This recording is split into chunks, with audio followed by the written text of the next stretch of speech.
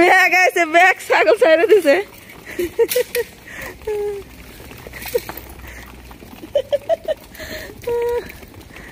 একটা শ্বাসকে এক নাগাল না সব দিয়ে দিছে। খালো খার মাত্র হাদা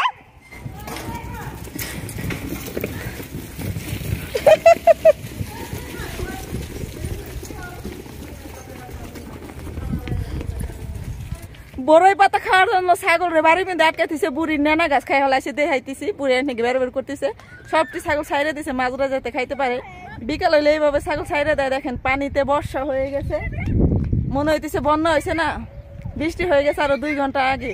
খেজুর বাগান, খেজুর বাগানে তো নৌকা চালান যাবো মনে হইতেছে। কিরকম বৃষ্টি যে হয়েছে সেটা আল্লাহ পাকি ভালো জানে, আল্লাহর কুদরতি পানি।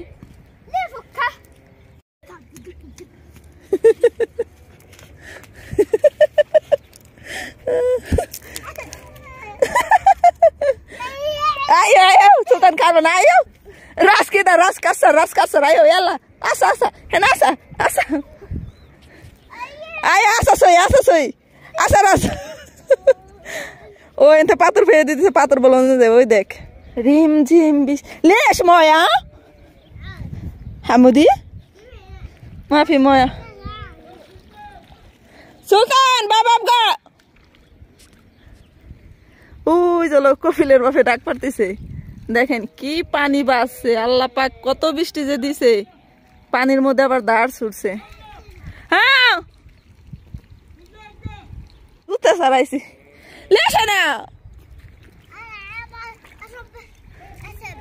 এই একদিন যদি যাই রে কত একদিন যদি বৃষ্টি নামে পুরাই আমাদের মাজরা ডুবে যাবো। আমার মনে হইতেছে 2-3 ঘন্টার বৃষ্টিতে এই অবস্থা হয়েছে, গাং হয়ে গেছে। এইগুলো হয়েছে সম্পূর্ণ কপিলের বাপের বেড়া, ঠিক আছে। মাজারের মধ্যে পালে আমি অন্ত সাইডে দিছি, ওই ফুলে চলে গেছে না, নাতিতি দাবড়াই ফুলে আনছে, ঠিক আছে। ওই হেনা এই যে কপিলের মার গাছ খাই হেলাইছে, ঠিক আছে। এই যে কেস করতেছে। আসসালামু আলাইকুম। সারাদিন তো বৃষ্টি নামছে, আমার জীবনটা শেষ। আমার একের অতিষ্ঠ করে তুলছে 10-12 জন পোলা পান। আরে খাওয়ানো বেলা 11টা বাজে ওই খাসিটা আনছে। এই যে খাসিরে টুকলা করতেছে, এই যে খাসিরে কাটতেছে, এই যে খাসিরে বুনে করতেছে। 2 বার করে মাইটে ফেপড়া মাংস বাইজে খাইছে পোলাফান হয়ে। তারপরে 3-4 বারই টুকলা দিছে। ওইটুকা আছে। ছোট মেয়ের জামাই আর শাশুড়ি আসবো, এখন তাকে রান্না করে খাওয়াইবো, তারপর হলো শান্তি। মানে এই যে খাওয়া খাইলো, একবারও কইলো না তুই একটু খাবি নাকি, তোর খাওয়ার দরকার নাকি। সারাদিন না খাই, এই সন্ধ্যার সময় করলা ভাজি ছিল, তাই দিয়ে করে ভাত খাইছি। যাই হোক, আল্লাহ পাক রেজেকে যা রাখছিল খাইছি। কিন্তু কাহিনীটা যে কি করে, এতটুকু একটা খাসি এলো পোলাগে বাড়ি টুপলা দিব।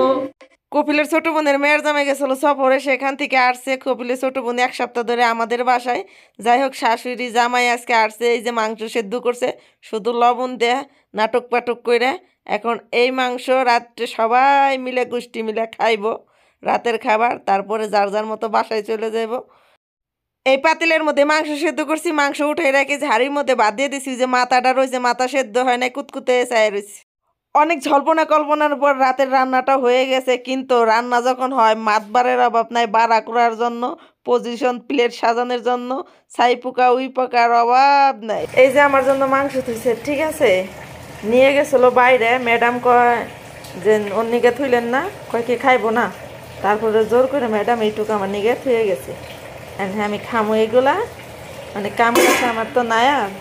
জন্মের থাল বাসন মাজতেছি সেই সকাল 7টাতে, মানে বুক ফাইটে সিহির আসতেছি। মানে কতক্ষণ কুলেন যা। কামের বিটি তো রহিমে একটা আছে। এই যে থাল একটা মাহাইছে, এই যে একটা ধুইছি, এই যে একটা। রাতের খাবার শেষ, সবাই চলে গেছে। মাতবাকে তো কতক্ষণ পরিষ্কার করলামই। এখন এই সবাই যাওয়ার পরে তাকে সামনে থেকে এই থাল বাসনগুলো আনলাম 2 রুমে থেকে। কত খাওয়া খায় তাইলে বুঝেন। তো যেদিনকে কাজের চাপ বেশি পড়ে ওই দিনকে পায়ের মধ্যে ব্যথা করে। যতক্ষণ কাজ করি রানিংয়ে ততক্ষণ বুঝতে পারি না, যখন নাকি কাজটা একটু শেষের দিকে আসে তখন আর হাঁটতে পারি না, পাশ হনসন করে। মানে এখন আমি এই ভাত কয়টা আর এই যে আম 2টা রান্না করতে আনছি, আমার যে কত কষ্ট হয়েছে। এখন আপনারা বলতে পারেন কি কাজ, রানছে বাড়ছে খাইছে, কি কাম জেন? একমাত্র সৌদির বাসায় যে মহিলারা আছে, প্রবাসী মেয়েরা খাদ্দামারা, তারা বলতে পারবে কি কাম। এই মেহমান যেদিন আসে, বুড়ির মানে নাতি নাতকুর পোলা, পোলার বউ, মেয়ের শাশুর শ্বশুরি, হদা গোষ্ঠী আসার আগে মেহমান আসবো পরিষ্কার করো। মেহমান যাওয়ার পরে একটা রুমে মানে রুম পরিষ্কার করা ছাড়া, বাথরুম ধোয়া ছাড়া, মাত বাগ ধোয়া ছাড়া এখানে দাঁড়ান যায় না। এমন অবস্থা কইরে থুই যা, বুঝতে পারেন একটা জায়গায় খাওয়ানো হইলে তার অবস্থা কি হয়। সম্পূর্ণ কাজ শেষ করে এখন বাসায় আসলাম, রাত বাজে 1টা, বুঝতে পারছেন? এখন কাজ শেষ হইলো। হ্যাঁ, এখানে কিছু কাজ আমি কালকে করলে করতে পারতাম। যাই হোক, এত কথা বললাম না। আলহামদুলিল্লাহ, সৌদি আরব বসে আম খাইতে পারুম। কপিলের ভাই 2 কার্টন আম আনছে, ঠিক আছে?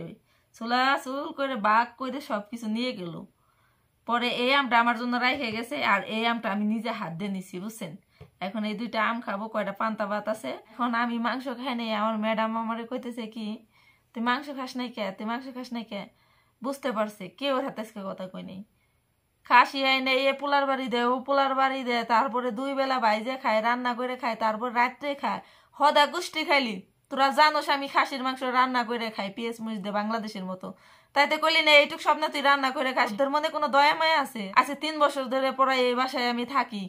এই যে আমার প্রবাসী ভাই বোনরা, কে কে এই সিজনে আম খাইছেন 2024 সালে? আমি কিন্তু আজকে ফার্স্ট খাইতেছি। দেখেন আমের অবস্থা, কাঁচা আমগুলো ছিঁড়ে আনছে। আহারে, আমের বাগানের মালিকের পয়সার যে কত ঠেকা। এই আম ছিঁড়ে সৌদি আরব সাপ্লাই করে বিক্রি করছে। আমগুলো একদম মানে কাঁচা আম, কোনো মতে বাড়তি হয়েছে। যাই হোক, বিসমিল্লাহ, আমি একটা খাইয়ে দেখি কেমন।